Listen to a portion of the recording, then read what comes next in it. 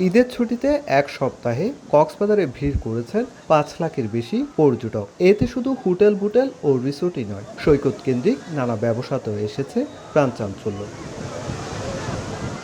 সাগর পাড়ে সবচেয়ে বেশি ব্যস্ত সময় পার করেছেন জেটস্কি চালক, বিচ বাইক ঘোড়াওয়ালা, ফটোগ্রাফার এবং কিটকট ব্যবসায়ীরা। সকাল থেকে গভীর রাত পর্যন্ত চলেছে তাদের সেবা।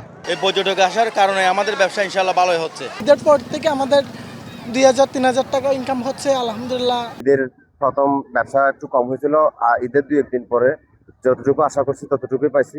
আরও পর্যটক আসুক, আরও সৌন্দর্য ব্যবসা হোক, ওইটাই চাই আমরা। সৈকত পাড়ের শামুক, ঝিনুক, পার্ল ও বার্মিজ পণ্যের দোকানও ছিল ক্রেতাদের ভিড়। বিক্রি বেড়েছে কয়েক গুণ। আমরা নতুন করে কালেকশন তুলছিলাম, আপনার এই পার্ল, ঝিনুক, অনেক ধরনের আইটেম তুলছিলাম। ঈদের পরে প্রচুর পর্যটক এসেছে, ব্যবসা বাণিজ্য আলহামদুলিল্লাহ আশানুরূপ হচ্ছে।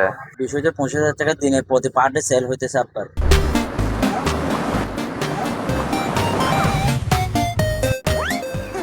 ঈদে প্রত্যাশার চেয়েও ভালো ব্যবসা হওয়ায় খুশি হোটেল ও রেস্তোরাঁ মালিকরা। কক্সবাজারের প্রতি একটা অন্যরকম ঈদের আনন্দ উপভোগ করতে আসেন। তো এখানে ঘরোয়া পরিবেশে সবাই চায় একটু ভালো করে ঈদ উদযাপন করতে। ১-২ দিনের মধ্যে হঠাৎ করে বুকিংগুলা ফুল হয়ে গেছে, যার কারণে আজকে ২-৩ দিন মোটামুটি যেই আশানুরূপ বুকিং হওয়ার কথা ছিল অলমোস্ট 95% সেটা হয়েছে।